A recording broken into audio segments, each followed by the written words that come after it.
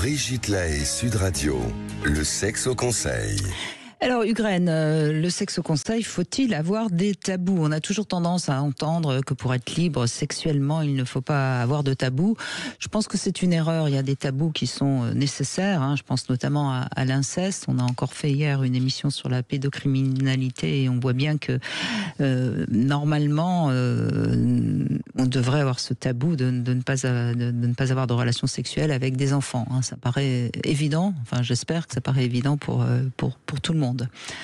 Il y en a d'autres, la nécrophilie par exemple, ça consiste à faire l'amour avec des cadavres. Je pense que c'est peut-être mieux que ce soit un tabou.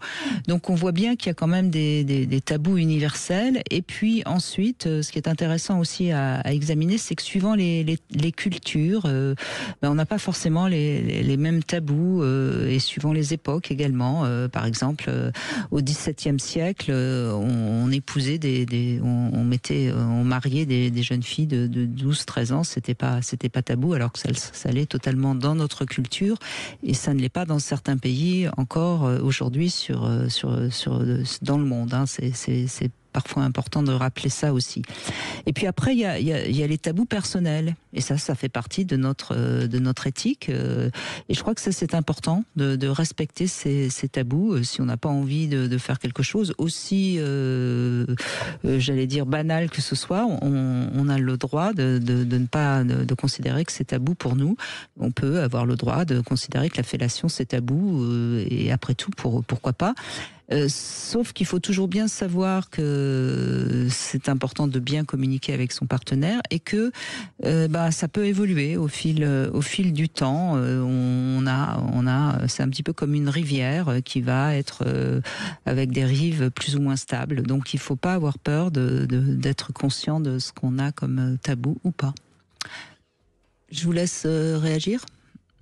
Oui, écoutez, moi je suis tout à fait d'accord avec ce que vous venez de dire, parce que c'est vraiment, j'ai fait pas mal de formations j'ai animé des formations sur la sexualité, et en effet, je pense que cette question du tabou, elle est essentielle, et tout ce que vous avez dit, j'adhère totalement, avec en effet cette idée que on peut évoluer et que ça peut se faire dans le temps, et qu'il y a des choses qui nous plaisaient pas, qui nous plaisent, etc., etc.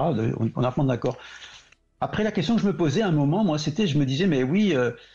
À partir du moment où, ce qu'on disait beaucoup à une époque, c'est à partir du moment où les deux partenaires sont d'accord, il n'y a pas de problème. Et à un moment, je me suis dit, c'est pas si simple que ça. Parce que si on tombe sur deux pervers, c'est pas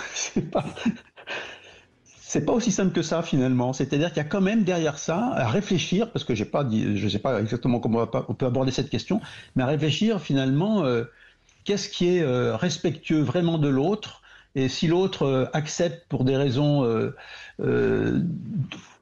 traumatiques des choses qui ne sont pas normales, je vais vous dire à quoi je pense.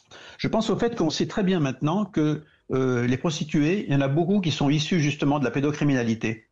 Et donc, considérer que parce qu'elles sont d'accord, c'est une bonne chose, si on connaît leur histoire et qu'on sait qu'elles sont issues d'abus et d'inceste et de choses comme ça, on peut se dire, finalement, le problème n'est pas si simple, c'est ça que je veux dire. Voilà ce qui me vient en vous entendant. En même temps, une adhésion totale et en même temps un certain nombre de questions par rapport à cette idée qu'à partir du moment où les deux sont d'accord et c'est leur liberté, tout marche bien.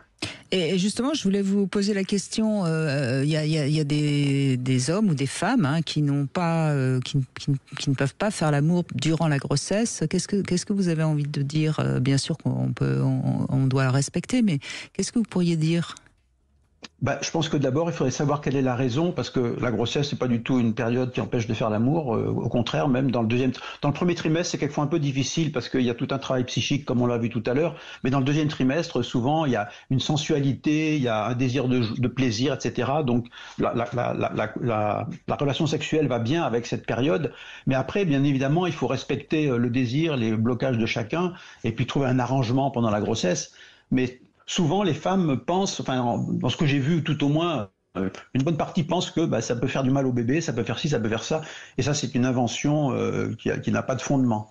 Oui, évidemment. Sauf dans des cas particuliers. Oui, ou peut-être juste à la toute fin de la grossesse, oui. Évidemment, où c'est plus compliqué pour des questions, voilà. Évidemment, physiques.